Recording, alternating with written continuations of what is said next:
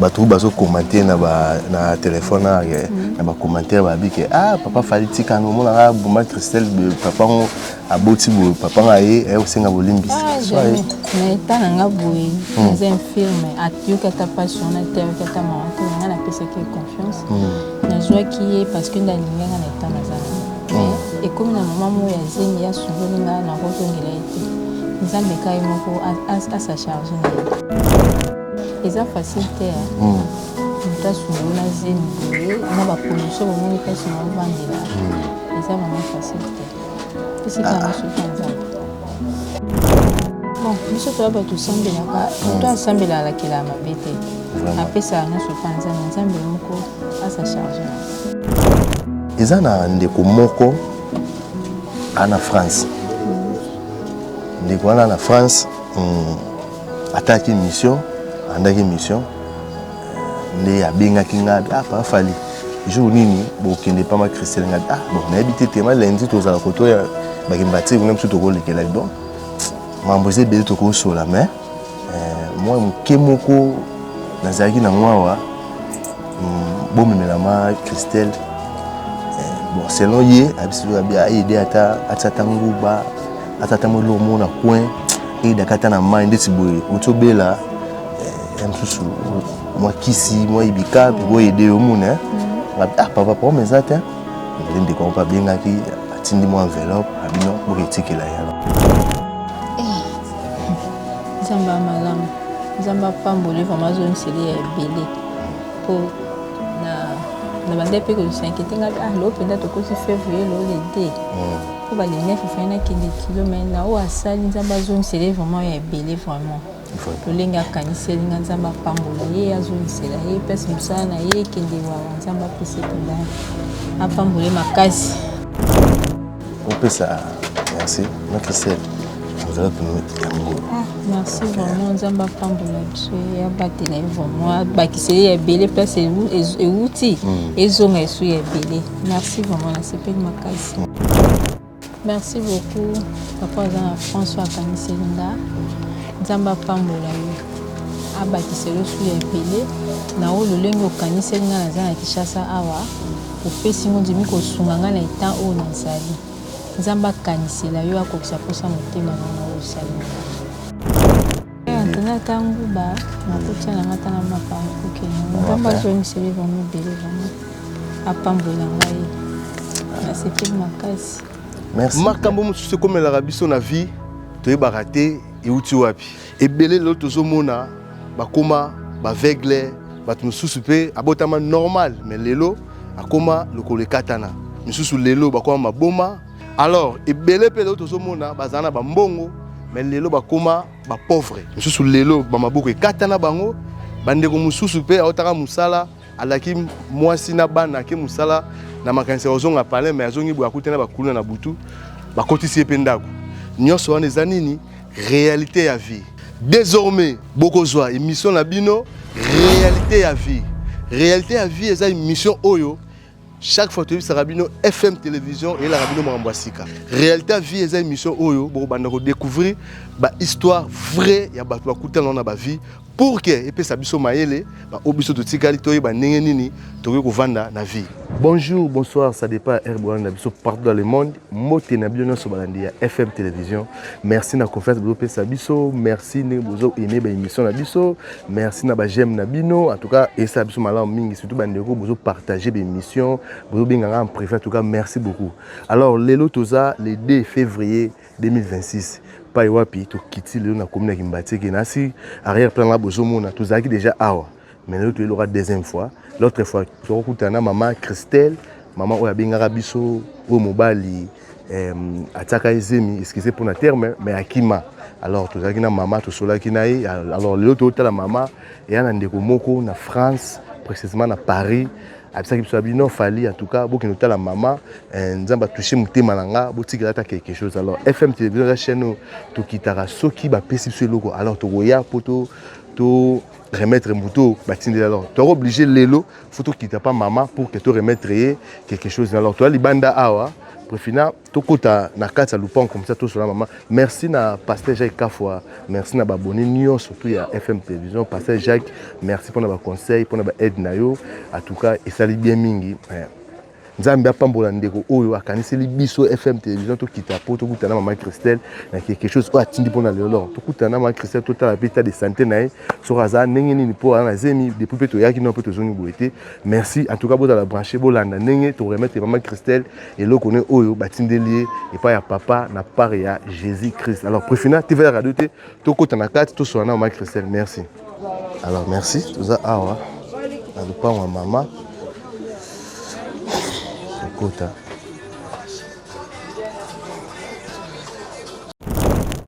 Merci Balandia FM télévision car on est dans tiku annoncé nous libanda tout ça na maman Christelle donc mère coup mère à s'attendre et tout comme moi de tout côté maman depuis tout ça na bino na boye sule l'autre fois coup na yara ko na bino na kimbatika mais na bossa na ande adresse le temps to bimi déjà na ngena ya mais bon à part ça bonne santé maman muke biso toyaki na kosala tournage mona se nena bisi nani cameraman na équipe na mettre na tobetela no maman Christelle tout tala ye soki évolution ndeni bébé évolution ke ndeni bébé azana ye bien ngolo nzambe ma ngandi santé de déranger ngai na tobela we otobela maman Christelle yo beli munene boye na kamona kutu munene kolanda no santé ote la santé malade. Mais est-ce que moi ça va? Moi mon quand on ok bon à part ça moi amboulé une citation à palais pour plutôt couteau tout là no couteau donc bon na même si nani préférant habiter surtout bito côté brusque bon même si to côté na état moi bien té moi muto kata na surtout côté comme ça to vanda bon to solo là. Moi, je suis un santon de déranger. Moi, ça c'est un peu sur la mélate. Je suis un peu paracétamol. Paracétamol, mais on est pour la calme. Pour la calme, bon, c'est si banni examen. Bon, il y a pas ce beau examen. Février ko yango to ko cho fa ko na banda ki eta kilo mais non je peux position te on a nuka OK kilo te na kete kilo normalement il fallait aucun des quand net ko déjà février le 9 de fa kina kene possibilité des até na bandika c'est en tout cas autant le moment ya passé mais nzamba osunga kaka c'est important doza envie moni to kuto pe quand même santé ningani mais to kuto moi ça va quand même nzamba zopena lokumu mission to ça ki wana en tout cas bandi bazo benga donc baza penza donc baba ni no ba pena souci na yo ya usunga mais ba promettre kaka que non papa fait to usunga en tout cas ba féliciter ba aura courage ça makasi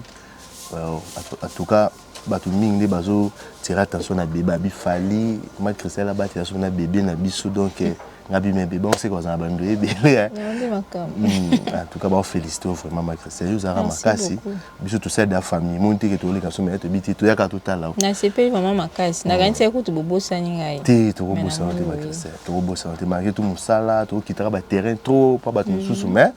tant to combien to biti photo biti autour et ça moi bien. Et moi, c'est une question mon co. Est-ce que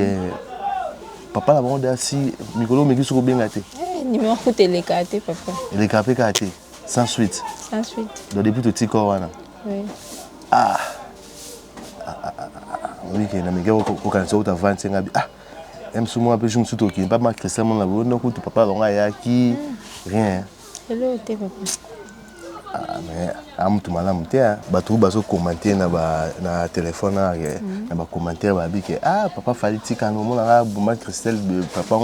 aboti bo papa ngaye e osenga bolimbi mais tanga ngaboui c'est un film atu kata passion na te kata mama te nga na pesa ke confiance na joie qui est parce que ndalinga na temps na zana et comme na maman mo ya zemi ya sundolinga na ko ngela ete nzambe kai moko à sa charge na wana parce que c'est un so 22 jours raisonner mon bon ça va passer papa eza facile te moto asungulu na zemi boye na bacondition bomoni mpasi na ovandela eza vraiment facile te esika yango soki ya nzambe mais nga mona basi mosusu mona kuta mosusu mobala boti mwana moko aza na kini mais akoesenga mbonga mwana mosusu mobala obinisi mais amolaka mobala na mabe makrisia yo olakele te place aza vraiment mpo aso bato to bazoregrete nango comment mobali mpena akozala na méchant bongo atiko boye bon biso toya bato osambelaka moto asambela alakela mabe te apesaka nyonso epa nzambe nzambe moko asa charge nango en tout cas makrisia eza pena bongo nzambe moko asan charge na ye mais makrisia est ce que yo moko etaki mama ndenge omemi zemi nayebi eza première fois omema zemi mais mwa basukusukusu ya so ya mwana bengo mwa basukusa mwana na boye ezobangisa te tobetanga makasi awa sava tokomomesanaka mais normalement fallait okota échographie normalement boyeba soki mwana aza mobali to mwasi lo mwa bongo esengaki bongo me topesika nyonso na maboko ya nzambe kando yo mo olobi nde bato bazoprometre po paster jai kafa abisanga bifali so mwana botenga mwana mobali ndoyi na nganga bi pasa ngai te maître pa abisanga ye mpe ndoyi na ye donc bato bazoba bandoyi nga bi te totala nano makrisia moko ayebi soko apesa ndoyi ya nani mais bon nzambe asungaka mare en tout cas soki na biso eza obota bien mwana naza na état malamu esala biso bien bon makrisia en tout cas nga na ozwa mpena ta mingi te biso tokenda biso tokesala émission malgré tout tosala émission moko mais tokoki tosala émission mosusu eza na ndeko moko ana France ndeko wana na France ataki émission andaki émission nde abengaki nga pafali jour nini bokende pa makrisia nga bon nayebi te tema lundi tozala koto ya bakemba te kuna biso tokolekela bon mambo eza ebele tokosola mais moi moke moko nazalaki nango awa bomemela ma Christelle bon selon ye abisoki ayede ata atata nguba atata molo mo na coin eyedaka ata na mai ndeti boye otobela mosusu mwa kisi mwa ibika mpe boyede yo mona papa problème eza te nde ndeko yango mpe abengaki atindi mwa enveloppe abino boka etikela ye alors biso telema eza mosala na biso tosala mpo bato baede donc toaka oblige avant tosala mamu nyonso faut ntango toya totikeli mwa enveloppe wana mpo esala bien nzambe amalamu nzambe apamboli vraimen azonisele ya ebele mpo na bande mpe kolusinkete nga loo mpenza tokoti février loo le d mpo bale 9 ofai nakende kilo mai na oyo asali nzambe azonisele vraimen ya ebele vraiment lolenge akaniseli nga nzambe apambola ye azonisela ye mpasi mosala na ye ekende wawa nzambe apesi mpenza apambole makasi apambole vraiment mpo apesi nga esengo makasi pofina kotaka si comme ça kota kaka opesa merci makrisia enveloppe yango merci vraiment nzambe apambola biso ye abatela ye vraiment abakisa ye ya ebele place euti ezonga esu ya ebele merci vraiment nasepeli makasi ebele bon mambo eza ebele oyo tobongisa mpona yo mais oyo eza kaka omeka mwa kodébrouille mwa moke estce okoki mpo komeka ata mwa kodébrouille mwa moke ata na coin mpo tomoi na mwa vei na mio mwa bato bazoleka est-ce okoki komeka mpe kotia ata molo mona kwana makrisia na tanda na nzanatanda ata nguba nakotia nanga ata na mapa ekokende nzambe azoniseli vraimen ebele vraimen apambola ngai nasepeli makasi merci mais malheureusement ayebisa biso totanga kombone te to bakaka na part ya jésus christ donc aza moto moko asambela makasi abifali loboko epesi so droite epesi gauche eyeba te abaki donc mais aza na France précisément na Paris abi napesi na kombo ya jésus christ donc napesi ma Christelle wana ezaka mwa eloko mwa moke eyede kaka mais ya monene ezoya asepela ete place ozovanda abi mikolo ezwa so nzambe akosunga tokoluka ata mwa eloko mwa ata kota likolo ovandaka ata na tanda mpo bebe ndenge azoya boye naseka mingi te dafo oui kaka mingi te kaka mingi te etikali mpenza mikolo ebele te Ok. Bon, moi, Christian, en tout cas, biso comme ça, souka, il y a visite na biso, l'autre une émission, t'es pour te poser des questions, belé, encore plus, tu n'as été moins malade, tu as quand on l'a été, mais quand même, bande ko belé, ba féliciter, bazo benga, bazo commenter, bazo aimer. Alors, moi, Christian, t'as la caméra, message ni no ko ça la bande ko, nande ko, à Canisio quand même, à côté de bon approche à 6 mois 100 francs, biso peut to memiango, abino bo pesa maman Christelle aider na bandi comme soupe o ba na volonté wana maintenant ba juma ko quitter quand même bazo benga et là on ko lobana bango ba olanda surtout na ndeko oyo akanisio no ba do ba na ndeko akanisio après ko tina bandi ko bazo commenter o bazo benga biso bazo promettre que lo biso nzamba songi to roya lisusu pour biso to lemboya te.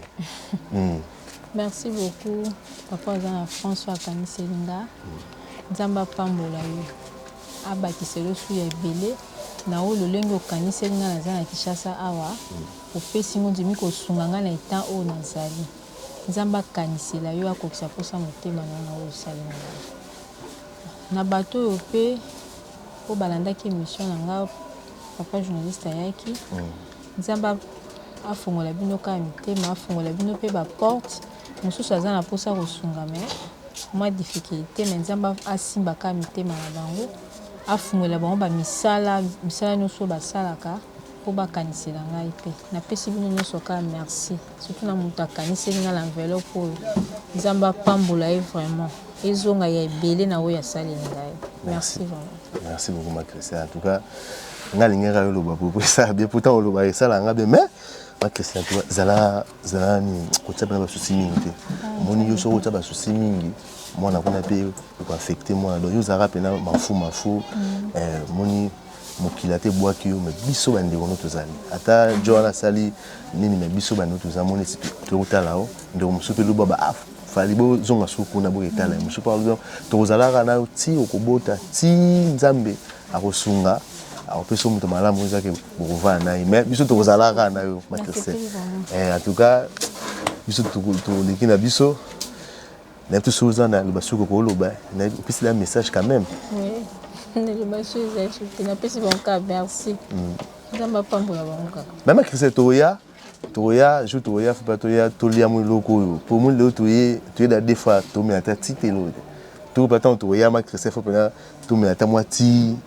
to lengu bana biso na ma pana biso ça na bien en tout cas merci mingi na ba landinyoso ma Christelle to tema na biso ngalinga soki na epano to telemara isala bien merci mingi na ba landinyoso ya FM télévision surtout émission na bino réalité à vie émission oyo ils a beaucoup plus pour na kosunga bato bana ba difficulté mais to betara masolo ya vie réalité à vie ya bato donc so beti solaire ya réalité à vie na oyo ça ko passe alors tous na ba pasteur na biso to na ba nyonso ezaki ba idara biso na ba conseil so pe 5 mois 100 francs batindaka en tout cas des gestes oyo ndo on soit sali depuis France précisément na Paris na part ya Jésus-Christ en tout cas merci beaucoup biso pe ba journaliste pe moi peut to meli en tout cas merci vraiment ndenge okaniseli biso merci maman Christelle ngo da sa lobby nga na sur le robaxate mais la part na biso pe to sengoka merci pour nous soutenir émission au réalité vemoni boy sali moi bien to tiki ya pe ndo msuto ngo mona boy aba atenga pe na tinda po so to tindi ekomara en tout cas merci beaucoup to kutani à la prochaine merci na pasteur Jacques Kafwa Olemba biso tozo benga kaka fali en tout cas courage kitaka bozala boy merci vraiment l'équipe mobimba il y a FM télévision merci na Préfina merci na maître Maguette to bomba maître meto bimise kaka en tout cas merci na bande gonyo merci na Douglas Tangaba Douglas Pep senga la peso mbote yaza chauffeur à poids lourd na France akumba poids lourd donc Douglas Tangaba maître ça la peso mbote merci to kutani à la prochaine mais merci beaucoup en tout cas na sepeli biso to betino shosho na bige to ya lisusu merci beaucoup kitoko OK makambo mususu komelaka biso na vie to yebaka te euti wapi ebele lo tozomona bakoma baveugle bato mususu pe abotama normal mais lelo akoma lokolo ekatana misusu lelo bakoma maboma alors ebele pe lo tozomona bazana bambongo mais lelo bakoma ba pauvre misusu lelo bamaboko ekatana bango bandeko mususu pe aotaka musala alaki mwasi na bana ke musala na makanisa ozonga palais mais azongi bo akutana bakulu na butu bakotisi ependako nyonso wana eza nini réalité ya vie. Désormais bokozwa émission na bino réalité ya vie. Réalité ya vie eza émission oyo chaque fois tu sera bino FM télévision et la rabino makambo sika. Réalité ya vie eza émission oyo bokobanda ko découvrir ba histoire vraie ya bato bakutana na ba vie pour que epesa biso mayele ba obiso to tikali toyi ba ndenge nini tokoki kovanda na vie.